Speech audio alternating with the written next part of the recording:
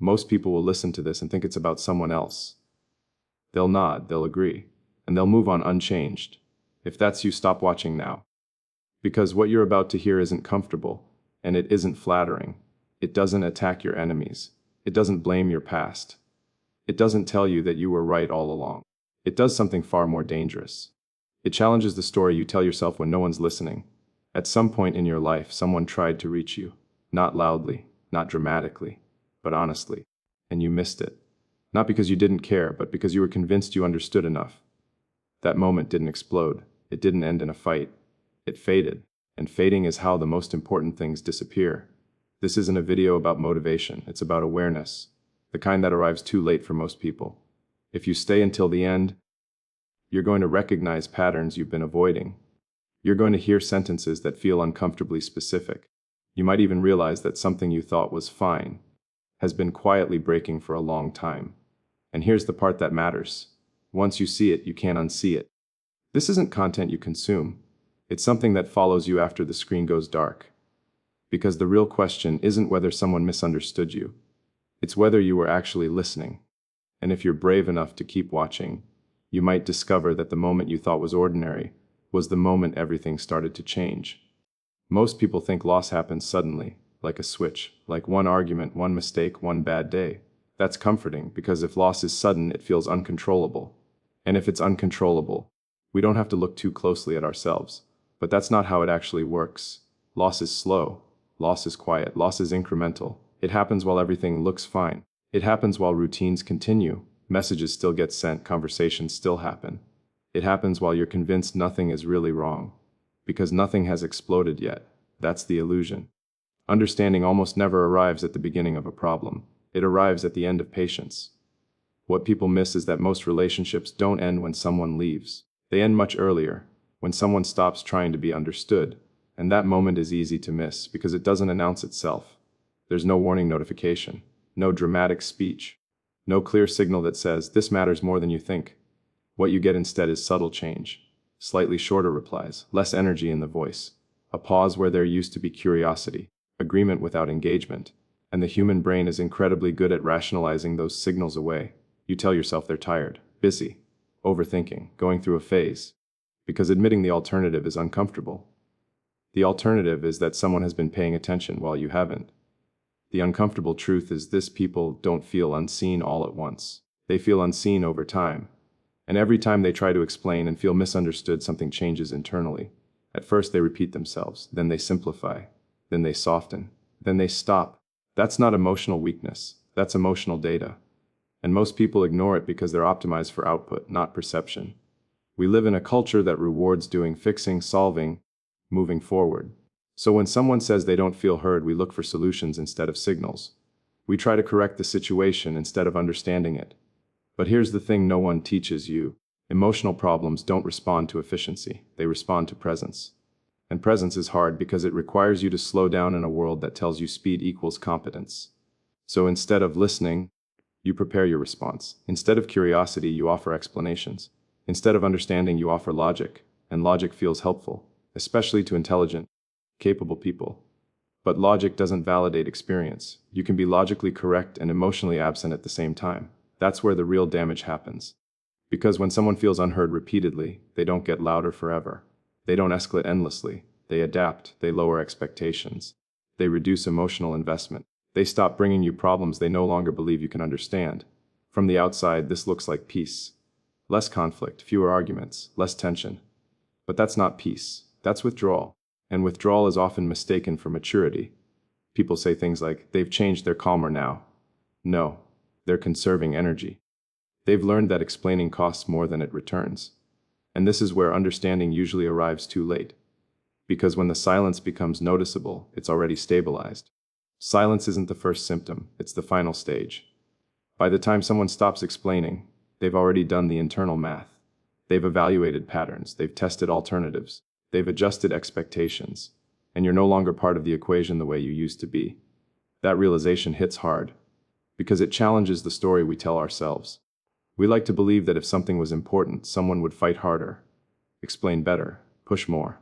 But that belief ignores reality. People don't stop caring because they don't care. They stop caring because caring didn't work. Understanding arrives late because it requires a specific kind of awareness, one that most people don't practice until consequences force them to. It requires noticing not just what is said, but what stops being said. Not just behavior, but changes in effort. Not just conflict, but its absence. And absence is harder to interpret than noise. Noise demands attention. Absence requires awareness. That's why intelligent people miss it so often. They're trained to solve visible problems, not invisible ones. But human connection isn't a system that fails loudly. It fails quietly. And the tragedy is that the signs were always there, just subtle enough to be ignored by someone moving too fast. The moment of understanding often comes when you replay conversations in your head and realize something unsettling. They were telling you the same thing the entire time, just in different ways, with diminishing energy. And suddenly you see it, not as isolated moments, but as a pattern. That's when understanding hurts, because understanding isn't neutral. It comes with responsibility. Once you see what you missed, you can't unsee it. And you have to live with the fact that awareness didn't fail, attention did. This isn't about blame. It's about calibration. Understanding doesn't require perfection. It requires timing, and timing is everything. If understanding arrives early, it builds trust. If it arrives late, it builds regret. That's the difference between growth and loss. So the real question isn't why people leave. It's why we wait for distance to become obvious before we take closeness seriously. Because when you finally understand someone after they've gone quiet, you don't just lose them. You lose the version of yourself who could have shown up sooner. And that's the kind of loss that lingers. The insight to sit with is simple, but uncomfortable silence is rarely the beginning. It's the conclusion. And if you want understanding to arrive in time, you have to start listening before you're forced to. Because awareness delayed is opportunity denied. There's a belief that intelligence is about being right, about having the best argument, the cleanest logic, the most defensible position.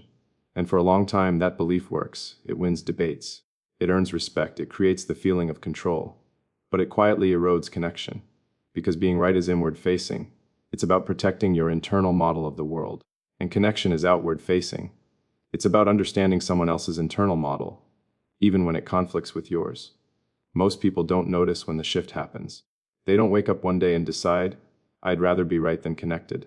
It happens gradually. You explain instead of ask. You correct instead of explore. You respond instead of reflect. And each time it feels reasonable. After all, clarity matters. Accuracy matters. Truth matters. But here's the part that's uncomfortable for people who value intelligence. Truth without awareness is incomplete. You can deliver facts and still miss meaning. You can solve problems and still create distance. You can optimize systems and still damage humans. Because humans don't experience reality as data. They experience it as interpretation. And when someone shares how they feel, they're not submitting a claim for peer review. They're revealing an internal state. Responding to that with logic is like responding to pain with a spreadsheet. Technically impressive. Emotionally useless. This is where a lot of capable people get stuck. They assume that if their reasoning is sound, the relationship should stabilize. That if they can explain themselves clearly enough, misunderstanding will dissolve. But explanation isn't the same as understanding. Understanding requires you to temporarily suspend your need to be correct. And that's threatening, especially for people who've built their identity around competence. Because competence becomes armor. You start to equate disagreement with challenge, feedback with attack, emotion with irrationality. So you defend, you justify, you clarify your intentions. You explain why the other person's interpretation is inaccurate. And every time you do that, something subtle happens. The conversation shifts from, what's going on between us, to, who's right about what happened. That's the moment connection starts losing. Because relationships don't break due to lack of answers. They break due to lack of acknowledgement. Acknowledgement is different from agreement. You don't have to agree with someone's interpretation to recognize their experience as real. But many people treat acknowledgement as surrender. They think if they say, I see how that affected you, they're admitting fault, weakness, failure. So they avoid it. They choose correctness over curiosity. And correctness feels powerful, but it's brittle. It creates a dynamic where one person is always explaining, and the other is always defending. And defense is exhausting. Over time, the person who feels unheard learns something important. This is not a space where vulnerability is rewarded. So they adapt, they stop sharing uncertainty. They stop raising concerns early. They stop offering emotional data. They wait until things are undeniable, or they stop waiting altogether. Meanwhile, the person who's right feels confused. From their perspective, they did everything logically. They stayed calm. They explained clearly. They didn't overreact, and that's true. But logic without empathy doesn't de-escalate. it invalidates. And invalidation doesn't always look aggressive. Often it looks polite, measured, reasonable, which makes it even harder to notice. This is why awareness matters more than being right. Awareness asks a different set of questions. Not is my reasoning correct, but how is this landing? Not what did I intend, but what was received. Not how do I fix this, but what is this like for them? Those questions slow you down. They interrupt your momentum. They force you to observe rather than perform. An observation is uncomfortable because it removes the illusion of control. You can control arguments. You can't control experience. Awareness requires humility, not the performative kind, but the quiet kind. The kind that admits your internal map might be incomplete. The kind that understands that human systems are nonlinear. That emotions don't follow logic trees. That timing matters as much as content. That tone can outweigh truth. This isn't about abandoning reason, it's about integrating it with perception. The most effective leaders, thinkers, and builders don't win by overpowering others with logic. They win by expanding their understanding of how humans actually operate. They know that if someone feels dismissed, it doesn't matter how elegant the solution is, it won't be adopted. They know that trust isn't built through explanations. It's built through attention. When someone feels truly seen, they become flexible, open, collaborative. When they feel unheard, they become rigid, defensive, distant, and no amount of being right will move them. This applies everywhere. In relationships, in teams, in leadership, in innovation. If people don't feel acknowledged, they disengage, sometimes quietly, sometimes destructively. And here's the part most people miss: awareness doesn't weaken authority. It strengthens it. Because authority that listens doesn't need to dominate. It doesn't rush to conclusions. It doesn't fear complexity. It doesn't confuse speed with insight. It creates space. And in that space, people reveal what actually matters. That's where real solutions come from. Not from winning the argument, but from understanding the system beneath it. The moment you stop trying to be right all the time, something surprising happens. You learn faster, you see patterns you missed. You catch problems earlier. You build trust that compounds. And paradoxically, you become more effective, not less. Because effectiveness isn't about forcing alignment, it's about creating it. So if there's one recalibration worth making, it's this: being right is static. Awareness is adaptive. One protects the ego. The other expands the mind, and in a world defined by complexity and interdependence, adaptation always wins. If you want to build things that last, relationships, teams, ideas, stop asking how to prove your point. Start asking what you might be missing. Because the moment awareness replaces the need to be right, connection stops being fragile and starts becoming resilient. At some point, understanding someone else stops being about them. It turns into a confrontation with yourself.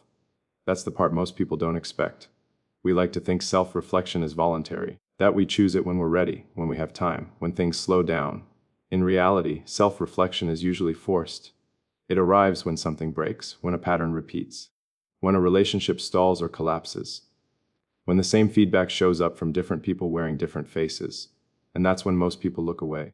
Because self-reflection threatens the story we've been telling ourselves. We all carry a narrative about who we are. Responsible, reasonable, hardworking, well-intentioned. That narrative is useful. It keeps us functional. But it's also incomplete.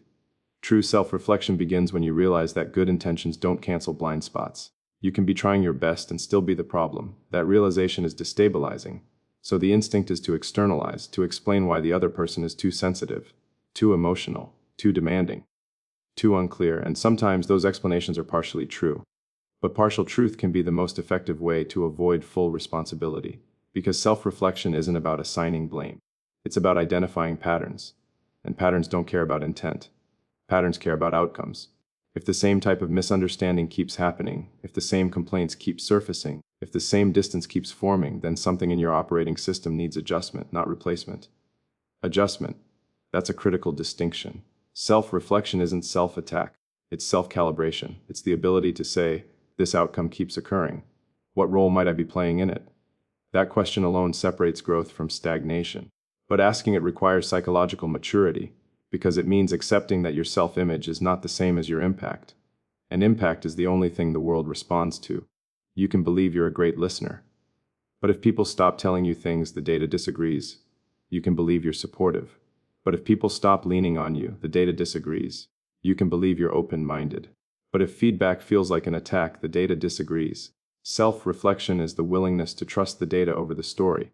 And that's hard, especially for capable people. Because capability often masks blind spots. If you're effective in one domain, you assume competence transfers automatically. But emotional intelligence doesn't scale the same way technical skill does. You can build complex systems and still mishandle simple human moments. You can think 10 steps ahead and miss what's right in front of you. That's not a flaw, that's a mismatch. And recognizing that mismatch is where growth starts. Real self-reflection isn't dramatic. It's quiet. Often anticlimactic. It looks like replaying conversations and noticing tone. Noticing when you interrupted. Noticing when you explained instead of asked. Noticing when you were more focused on being understood than on understanding. It looks like realizing that your default responses might be optimized for efficiency, not connection.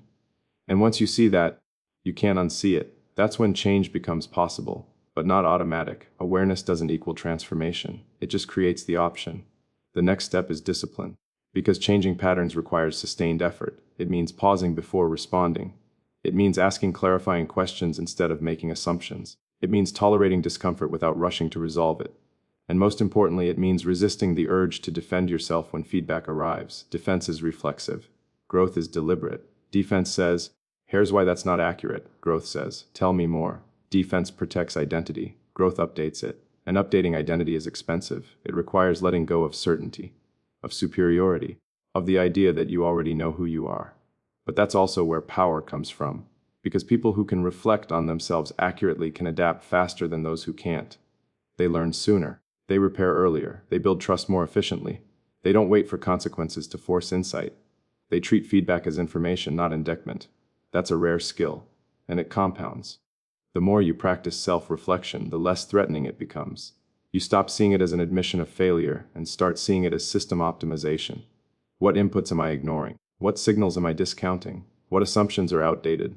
Those are engineering questions, applied inward, and when you approach yourself that way, something shifts. You become less reactive, less defensive, more precise. You stop needing to be perceived a certain way. You start caring more about whether things actually work. That's when understanding someone else truly changes you, because you realize the goal was never to be validated. It was to be effective. Effective at listening, effective at leading, effective at building relationships that don't quietly decay. Self-reflection turns moments of conflict into leverage. Instead of asking, "How do I fix them?" you ask, "What is this revealing about me?" And that question unlocks growth that no external success can substitute for. Here's the part that matters most. The people who grow the most aren't the most talented. They're the most honest with themselves. They don't confuse confidence with rigidity. They don't confuse criticism with rejection. They don't confuse comfort with correctness. They understand that evolution requires friction, and friction handled well creates progress. Handled poorly, it creates distance. So if understanding someone has ever unsettled you, if it's ever forced you to reconsider how you show up, that wasn't a setback, that was an invitation to update your internal model, to become more precise, more aware, more intentional. Because the real transformation doesn't happen when you finally understand someone else. It happens when that understanding forces you to become someone better. And the simplest truth to leave with is this: growth begins the moment you stop protecting who you think you are and start improving who you actually are.